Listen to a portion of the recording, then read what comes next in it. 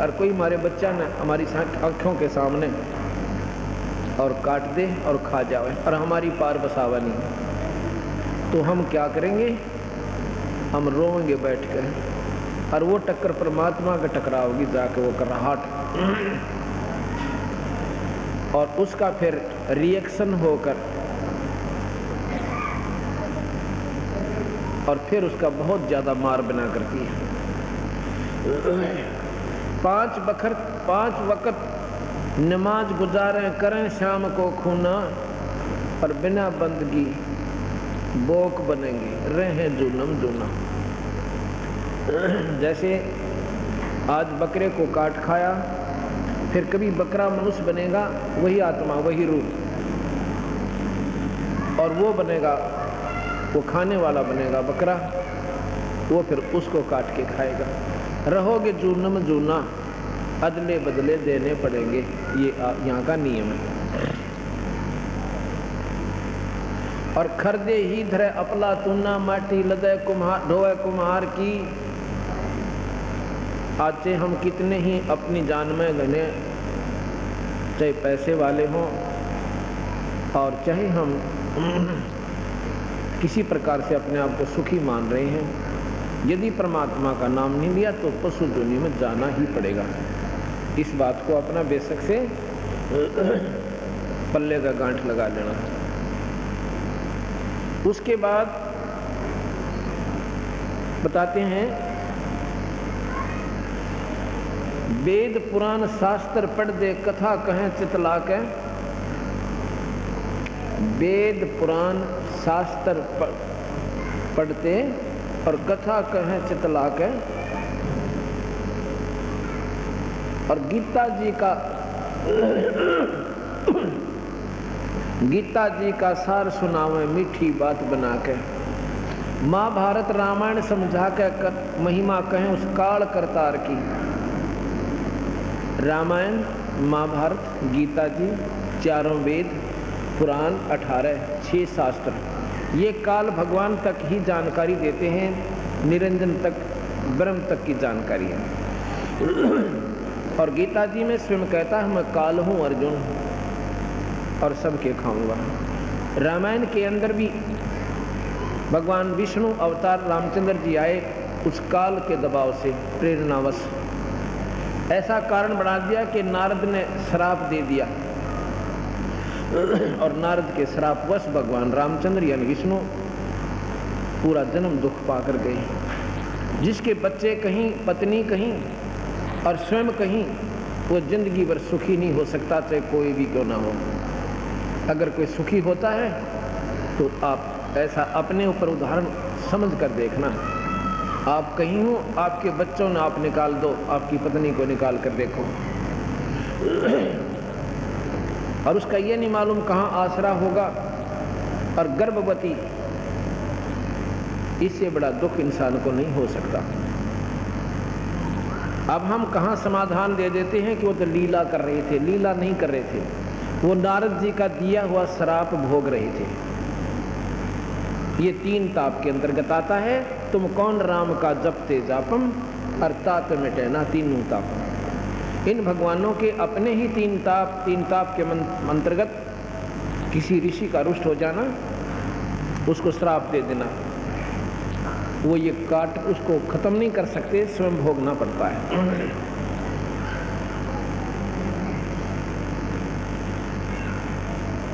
गीता जी का सार सुनावे मीठी बात बनाकर, और महाभारत रामायण समझा के कथा कहें उस काल करतार की, महिमा कहें उस काल करतार की।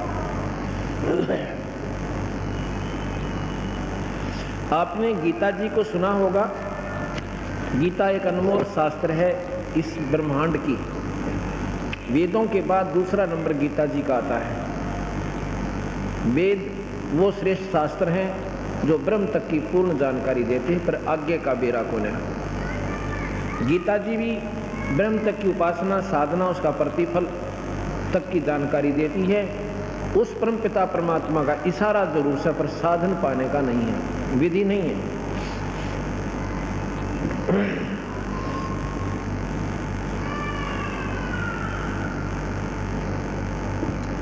आपको इतना जरूर मालूम है कि गीता जी कब लिखी सुनाई गई थी, उसका क्यों आवश्यकता पड़ी? कहते हैं पांडवों को कौरवों ने राज देने से इनकार कर दिया। अगर इसका मूल सुने ध्यान से, धृतराष्ट्र बड़े थे और पांडव छोटे थे। धृतराष्ट्र अंधा होने के कारण पांडव को राज दे दिया गया था अपने छोटे भाई ताई, जबकि परंपरागत ऐसा है कि बड़ा ही लड़का गद्दी पर बैठता है। लेकिन नेत्रहीन होने के कारण उसने अपने छोटे भैया को दे दिया कि तू राज कर। उसके बाद कौरवों ने, दुर्योधन जब सियाना हो गया, जब कहा कि हमारा राज हमें लौटा दो, ये हमारा अधिकार बनता है, उससे वो मुकर गए, हक नहीं देते। अब कसूर ढूंढना। अब उन्होंने सोचा भी नो नहीं तेनू देखांगे। दुर्योधन उसको, युधिष्ठिर को जुए में राजी कर लिया, जुआ खेलन खातर, और जुआ खिला लिया। जुए में सर्वराज को जीत लिया और द्रौपदी तक को जीत लिया। बताओ, बुद्धिहीन अपनी पत्नी को भी दांव पर लगा दिया। अरुण की हम कथा सुने, अरुण का आचरण देखें। कम से कम राज तो जिताया सो जिताया था, तब तो उठ का जानता, अपनी पत्नी भी दुए बुला दी। अब इन इतिहासों को हम पढ़ते हैं, इस पे बताओ कौन आचरण करे।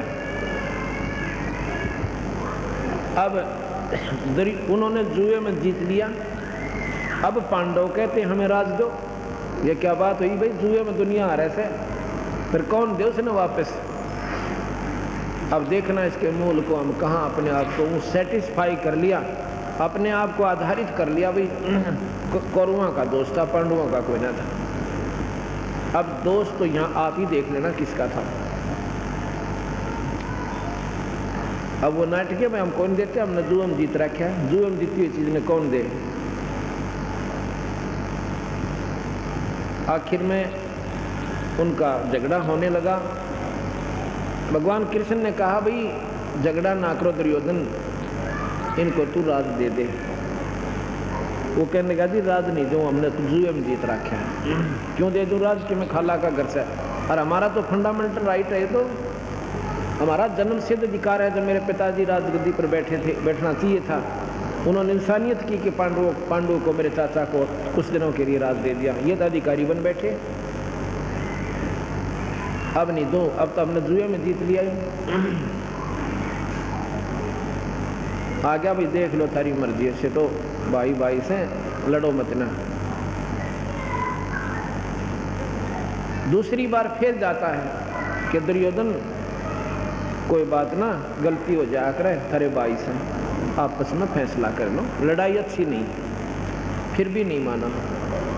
तीसरी बार जाकर कहते हैं दुर्योधन तू 5 गांव दे दे, बाकी मैं आप सुलट लूंगा। भाई इनका भी मन राजी हो जाएगा। ये वैसे तो मान नहीं रहे, इन्होंने भी अभिमान पकड़ लिया, अहंकार मान लिया।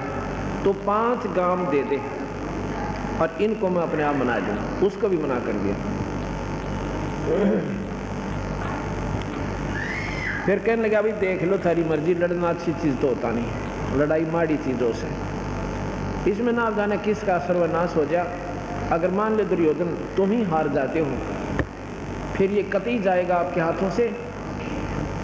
कहने लगा जी जाएगा तो चला जाएगा, पर ऐसे हम दें को ना। चलो भाई, पांडवों को भी कहा भाई तुम टाल रहे दो की बात होगी, जब की लड़ाई में दरिया है ना मान्य जी। अगर ना हम तो जी लेंगे। अच्छा भाई, पर एक ख्यास करना ना, तो मैं हथियार उठाऊं हैं, एक तरफ मेरी सेना होगी, एक तरफ मैं होऊंगा, जुन सा जुन से न चाहिए वो ले लेंगे।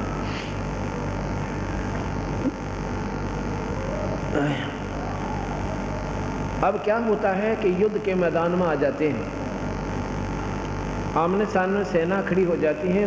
अर्जुन लड़ने अर्जुन ने अपना रथ दोनों सेनाओं के मध्य में खड़ा करवा लिया और देखने लग गया। तो वहाँ देखा अपने छोटे छोटे चाचे ताऊओं के लड़के, उनके लड़के,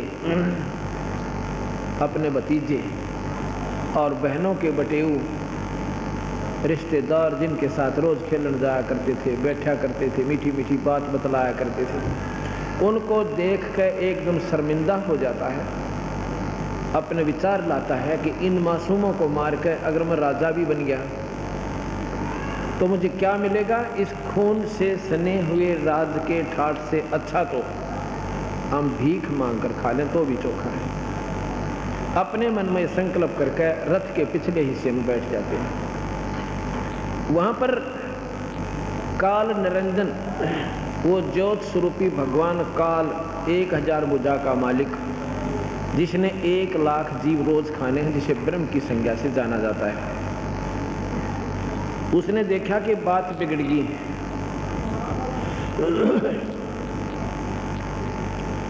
उसने देखा कहानी बिगड़ गई और ईव कृष्ण जी कह देंगे चलो भाई मैं तो पहले ही मना कर रहा था, लड़ा नहीं करते, लड़ाई अच्छी नहीं होती। उसी समय भगवान कृष्ण के शरीर में वो काल भगवान आ गया, जैसे प्रेत आत्मा समा जाती है।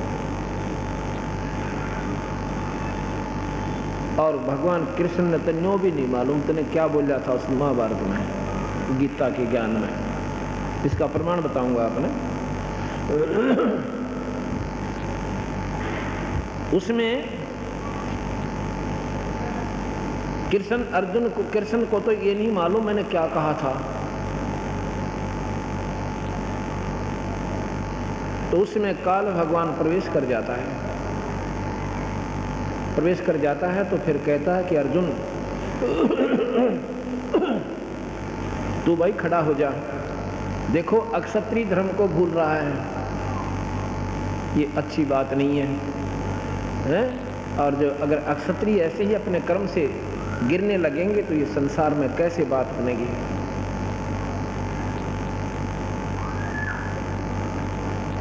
दूसरे कहता है कि भाई देख तेरे कोई पाप नहीं लगेगा, ये मैंने सारे मार रखे हैं, तू तो निमित्त बनाना है, तुझे कोई पाप नहीं है।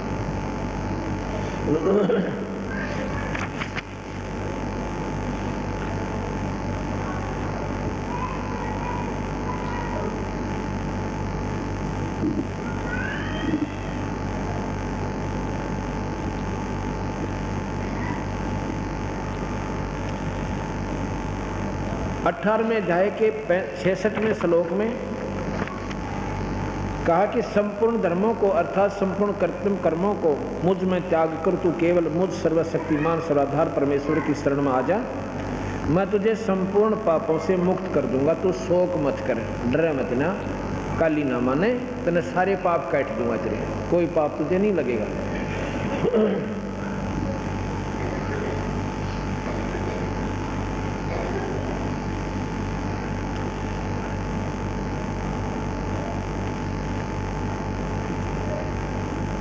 अब महाभारत शुरू हो जाता है।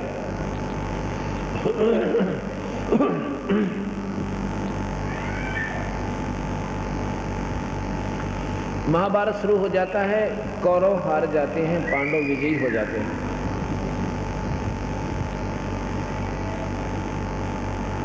उसके बाद युधिष्ठिर को राजगद्दी पर बैठाना चाहते हैं।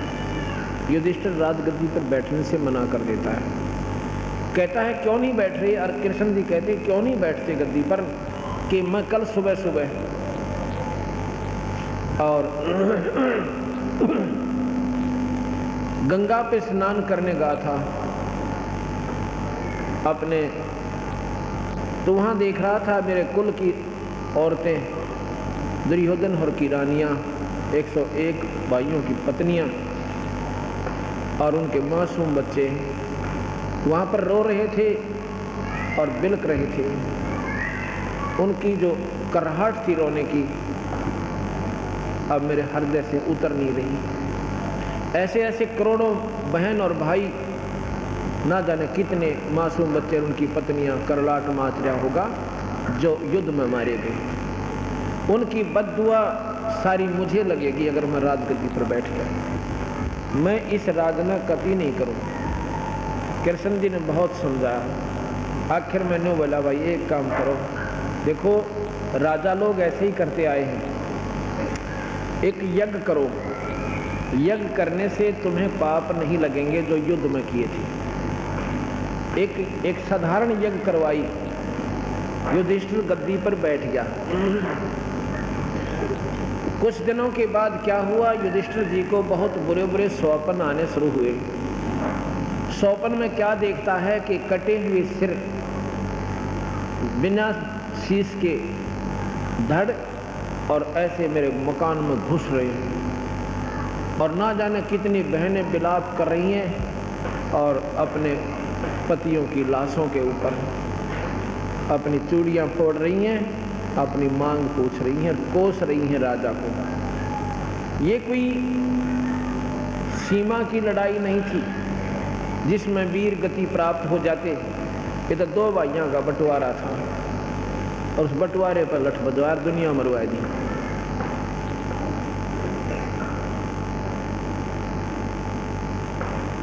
उसको 3 दिन हो गए रात को बैठकर काट रहा है। द्रौपदी रात को उठती है, देख रही है, पूछती है, कहती है आपको क्या हो गया? कहता कुछ नहीं हो गया, आप आराम करो। उसने सोचा मैं अपने दुख से क्यों दूसरों को दुखी करूं, ये कष्ट मुझे ही हो लेगा। उसने फिर प्रार्थना की, नहीं बताया। आखिर में अपने उन 4 पतियों से फिर प्रार्थना की, जाकर कहा कि तुम्हारा भैया ऐसे ऐसे संकट में है और उसका तो कुछ ही दिनों में हो सकता है वो शरीर ना त्याग जाए हैं। सभी कहने लगे ऐसा क्या हो गया, हमारे भैया ने हमें नहीं बताया उनको इतना कोई कष्ट है। अकिए तुम पूछो अपने भैया से जाकर। 4 पांडव आते हैं, युधिष्ठिर से प्रार्थना करते हैं, भैया क्या आप हमें अपना भाई नहीं समझते हैं? क्यों, ये आपको किसने कहा? आप इतने संकट में हो और हमसे ये छुपा रखा है। क्या छुपा रखा है? आपको रात को नींद क्यों नहीं आ रही है? आपके ऊपर क्या आपत्ति है? कोई राजकीय संकट है, कोई राजनीतिक मामला है तो हमें बताइए, हम साथ हैं आपके। अपने दुख को दूसरे से बताने में हल्का हो जाता है, और नहीं बताओगे तो भैया इसका मतलब आप हमें अपना भाई नहीं मानते। तब उन्होंने बताना पड़ा कि मेरे साथ ऐसे ऐसे संकट है भाई, मुझे ऐसे व्यक्ति दिखाई देते हैं स्वप्न में जैसे जिनके सिर कटे हुए हों और ना जाने कितने को हमारे घर में घुस रहे हैं, और उनकी शक्ल देखकर मेरा तो कलेजा धड़कन लग जाए, दिल धड़का भाई, मुझे नींद नहीं आ रही है। चलो भगवान कृष्ण के पास चलते हैं, इसका कारण तथा समाधान पूछेंगे। भगवान कृष्ण के पास जाते हैं, कृष्ण जी से कहा कि ऐसे ऐसे भैया को रात्रि में निद्रा नहीं आ रही है। कृष्ण जी ने अपना सारा विचार लगा के बताया कि तुमने जो महाभारत में पाप किया, बंधुघात किया, वो तुम्हें दुखदाई हो रहा है। अब एक काम करो, तो समाधान बताइए। एक अश्वमेध यज्ञ करो, सारी पृथ्वी के जीवों को बुलाओ, सभी देवी देवताओं को आमंत्रित करो, सभी ऋषि और मुनियों को आमंत्रित करो, और एक शंख रख दो पंचजन्य, पंचायन भी बोलते हैं उसको, पंच आनन, आनन माने मुंह, 5 मुंह का शंख 170 स्टेज बनाकर न्यारी भिन्न से उस पर रख दीजिए। और जब ये शंख अपने आप बजेगा, कब बजेगा? जब कोई पूर्ण संत, और भाई पूर्ण परमात्मा का नुमाइंदा संत रोटी खा जाएगा। और भाई नो ना बेरा सबको आमंत्रित करो, ना बेरा किस बेक में वो परमात्मा का प्यारा हंस आ जाए। अब अर्जुन का एकदम माइंड में स्ट्राइक होता है कि भगवान तो गीता में कह रहे थे कि तुझे पाप नहीं लगेगा, और अब ये पाप हमारे ऊपर कितना आ गया भाई, कैसे हो गया? एकदम पसीना आ गया भीम का, अर्जुन का, क्योंकि अर्जुन तो अपने कानों सुन रहा पर कुछ नहीं बोला। क्यों नहीं बोला? कि कहीं मेरे भाई के मन में ठेस ना पहुंच जा। अगर मैं वाद विवाद करूं भगवान गेल्या और युधिष्ठिर न्यू महसूस ना कर, जब 2 रुपये लगने 10 रुपये खर्च होने जा रहे थे और बाइक ने अच्छे नहीं लगे, इसलिए वाद विवाद कर रहा है। मेरे संकट को ठीक हो, युवराज जी को ना चुप हो गया, कति पानी पी गया, शांति करी कर तरह की, फिर देखेंगे। अच्छा भगवान जैसे आप कहोगे ऐसे ही कर लेंगे। अश्वमेघ यज्ञ की तैयारी हुई, दूर दूर के भूप, जिसमें 33 करोड़ देवता, 88,000 ऋषि, 12 करोड़ विप्र ब्राह्मण, उसमें के ब्राह्मण होते थे। ब्राह्मण सोई जो ब्रह्म पहचाना वह मांग का नहीं खाया करते, दुनिया को गुमराह नहीं करते थे, अपनी भक्ति में आरूढ़ रहते थे और ज्योतिष के माहिर होते थे।